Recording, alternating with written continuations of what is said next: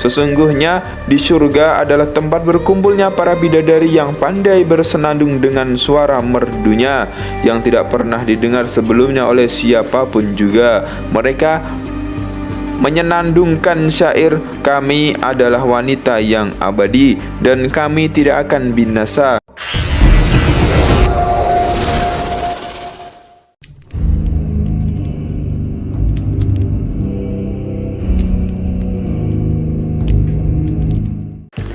Bismillahirrahmanirrahim. Assalamualaikum warahmatullahi wabarakatuh.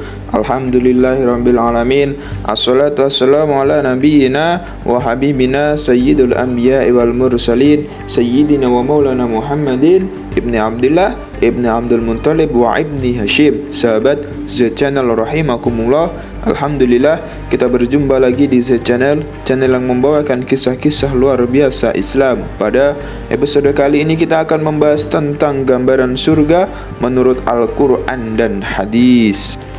Surga adalah tempat kembalinya hamba Allah Subhanahu wa Ta'ala yang beriman serta bertakwa di akhirat kelak. Merupakan janji Allah sebagai ganjaran setiap hamba yang beriman dan senantiasa menjalankan semua perintah dan menjauhi segala larangannya. Mereka yang masuk ke dalam surga akan mendapatkan berbagai kenyamanan dan kebahagiaan atas amal ibadah yang telah dikerjakan di dunia. Lalu, seperti apa gambaran kenikmatan surga yang akan diterima penghuninya? Dan kesenangan di surga berbeda dan melebihi dari apa yang ada di dunia, sehingga tidak dapat terbayangkan. Kehidupan manusia di akhirat nanti akan kekal. Dengan begitu, bagi orang yang mendiami surga bisa merasakan kenikmatan yang Allah suguhkan yang tak terhingga. Dan dijelaskan dalam surah Al-Baqarah ayat 82, Allah menyatakan demikian. Bismillahirrahmanirrahim. Walladzina amanu wa amilus solihati ulaika ashabul jannah hum fiha khalidun. Yang artinya, adapun orang-orang yang beriman dan beramal soleh, mereka itulah penghuni surga dan mereka kekal di dalamnya. Dan di dalam kesempatan kali ini Z Channel akan membahas sedikit, akan mengupas sebagian tentang bagaimana itu gambaran surga menurut Al-Quran dan hadis. Adapun Allah dalam Al-Quran dan sabda Rasulnya di hadis banyak merincikan gambaran kebahagiaan serta kenikmatan di surga sebagai balasan bagi orang yang taat serta patuh terhadap perintah Allah Subhanahu wa Ta'ala. Yang pertama adalah sungai-sungai yang berada di surga. Dijelaskan di Quran Surah Muhammad ayat 15 dan Quran Surah Al-Insan ayat 6. Yang pertama, Quran Surah Muhammad ayat 15. Perumpamaan surga yang dijanjikan kepada orang-orang yang bertakwa. Di dalamnya ada sungai-sungai yang airnya tidak payau, sungai-sungai air susu yang rasanya tidak berubah, sungai-sungai khamar yang lezat bagi peminumnya, dan sungai-sungai madu yang murni. Di dalamnya mereka memperoleh segala macam buah dan ampunan dari Tuhan mereka. Quran Surah Muhammad ayat 15.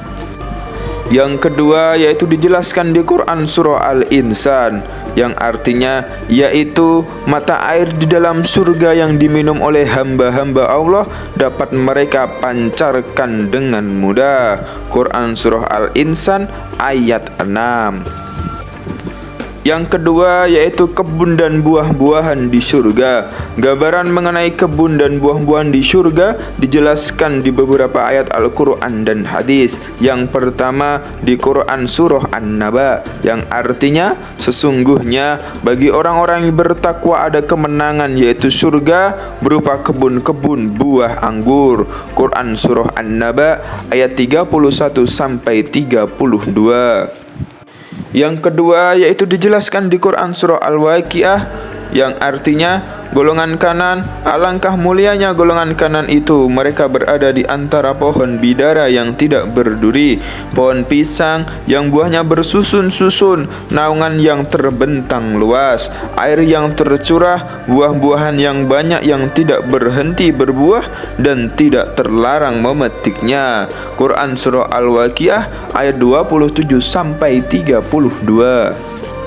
Dan dijelaskan juga di hadis riwayat Abu Sa'id, Rasulullah SAW pun bersabda, sesungguhnya di surga ada sebuah pohon yang apabila dikelilingi oleh seorang penunggang kuda pacuan yang sangat cepat jalannya selama 100 tahun lamanya, ia masih belum bisa mengelilinginya. Hadis riwayat Bukhari. Yang ketiga yaitu pelayan-pelayan muda. Dijelaskan di dalam Quran Surah Al-Waqiah sebagai berikut, yang artinya mereka dikelilingi oleh anak-anak yang selalu muda dengan membawa gelas, kendi, dan seloki yang berisi minuman yang diambil dari sumber-sumber yang mengalir. Quran Surah Al-Waqiah ayat 17 sampai 18. Dijelaskan juga di Quran Surah Al-Insan yang artinya mereka dikelilingi oleh para pemuda yang tetap muda. Apabila melihatnya, kamu akan mengira bahwa mereka adalah mutiara-mutiara yang bertaburan. Quran Surah Al-Insan ayat 19. Yang selanjutnya yaitu bidadari-bidadari syurga. Bidadari syurga merupakan hal yang paling sering dikatakan, sering diceritakan sebagai salah satu gambaran kenikmatan di syurga. Dijelaskan di Quran Surah Al-Waqiah yang artinya ada bidadari yang bermata indah laksana mutiara yang tersimpan dengan baik sebagai balasan atas apa yang selama ini mereka kerjakan. Quran Surah Al-Waqiah ayat 22 sampai 24. Dan dijelaskan juga di dalam hadis Rasulullah dari Ali bin Abi Thalib, Nabi SAW bersabda, sesungguhnya di surga adalah tempat berkumpulnya para bidadari yang pandai bersenandung dengan suara merdunya yang tidak pernah didengar sebelumnya oleh siapapun juga. Mereka menyenandungkan syair, kami adalah wanita yang abadi dan kami tidak akan binasa. Kami sangat menyenangkan dan tidak akan mengecewakan. Kami adalah wanita yang menerima semuanya dengan senang dan tidak akan mudah tersulut emosi. Bertaubatlah kepada pencipta kami.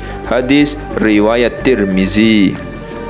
Yang terakhir adalah bangunan-bangunan di surga. Dijelaskan di dalam hadis Rasulullah riwayat Ahmad, Tirmizi, dan Ad-Darimi, yang artinya Rasulullah SAW berkata, batu batanya dari perak dan dari emas, adukan semennya dari minyak kasturi yang paling harum, kerikilnya adalah mutiara dan batu rubi, debunya adalah kunyit. Barang siapa memasukinya, ia akan merasakan kenikmatan dan tidak akan berduka cita. Ia akan abadi dan tidak akan mati. Pakaian mereka tidak akan usang dan keremajaan mereka tidak akan pudar. Hadis riwayat Ahmad, Tirmizi, dan Ad-Darimi.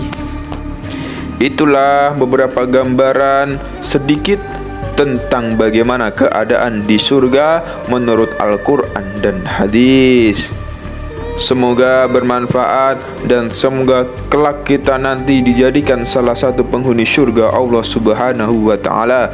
Amin amin ya rabbal alamin. Akhirul kalam wal afu minkum. Assalamualaikum warahmatullahi wabarakatuh.